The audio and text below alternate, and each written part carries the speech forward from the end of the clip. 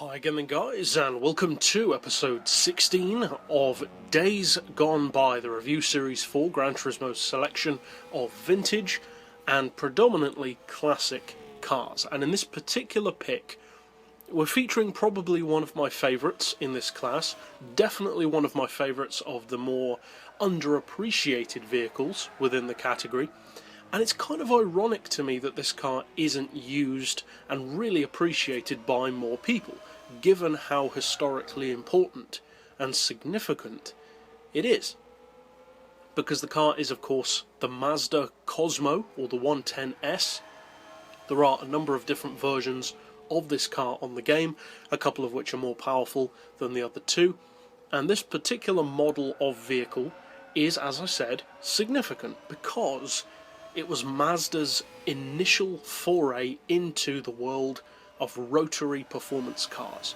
And just look where it's got them today. They don't currently have production rotaries, but over the years they've had some amazing ones. They've had the RX-8, the various iterations of RX-7, multiple race cars including the 787B, the RX-792P and various others. And they've recently been developing a new rotary engine which may well come out in a new RX-7 within the next few years, and that is something which I am looking forward to immensely. This particular vehicle, though, is where it all began. It's their original rotary sports car. And the great thing about this car on the game is, unlike many classics which are inclined to be predominantly collector's pieces, they look nice, they may sound nice, and they may be the kind of car that looks good in a show car cruise or just a cruise for driving. They may not necessarily be the most competitive or genuinely usable of cars, and oftentimes they're also quite expensive. Not necessarily 20 million credits, but some of them do tend to be quite a lot. This car, though, isn't like that. It's more expensive than some, but it's certainly not expensive compared to many of the other classics. This car costs just under 70 grand, which is actually really good for a classic on Gran Turismo, especially one which is as historically significant as this one. Now the engine is, as we said, a rotary. It's rated at a 1 litre, although obviously being a rotary it's technically not. You can turbocharge that engine up to a very impressive 269 horsepower. So fully tuned, you're putting out nearly the same horsepower as an FD-shaped RX-7.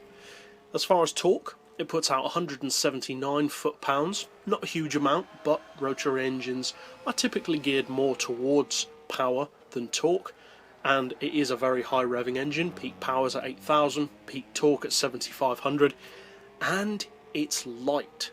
Extremely light. It weighs 839 kilos, which is only 9 kilos more than Mazda's Le Mans winning 787B. So on paper at least, this car sounds like a pretty good deal. It costs less than other classics, has the power of an RX-7, the weight of a 787B, and it's their first rotary. So a pretty awesome package as far as I'm concerned. As far as horsepower per tonne, it puts out 329, which is not bad at all, especially for a classic.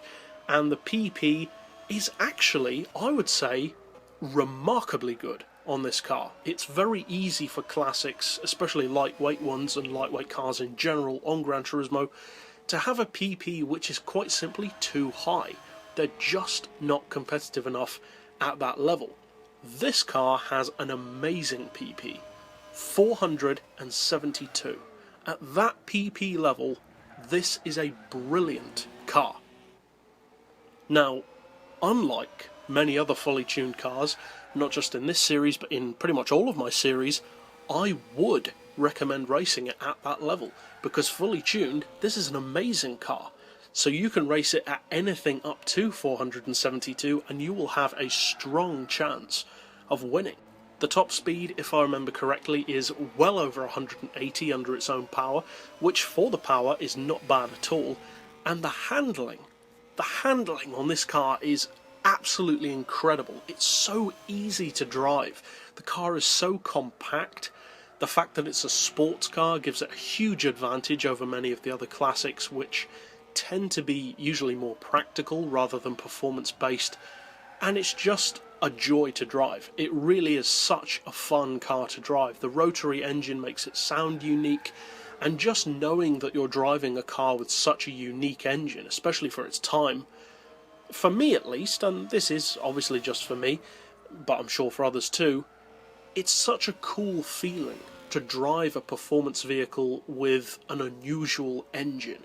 Now these days the rotary engine is kind of taken for granted. Back then that was out of this world, and the performance that it gives the car in comparison to other classics with similar specs is incredible. It absolutely blows them out of the water. So if you're looking for not just a strong classic but a seriously fun one that for some reason most people don't use, and I do not understand why, because this is a fantastic car as far as I'm concerned. It makes a fantastic collector's piece, it looks the part, sounds the part, and definitely performs exactly as you would hope a rotary would.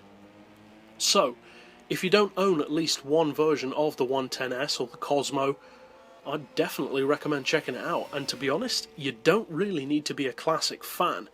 Even if you're just looking for a competitive car for say 470 pp or lower, it's a brilliant and highly dependable choice to go for.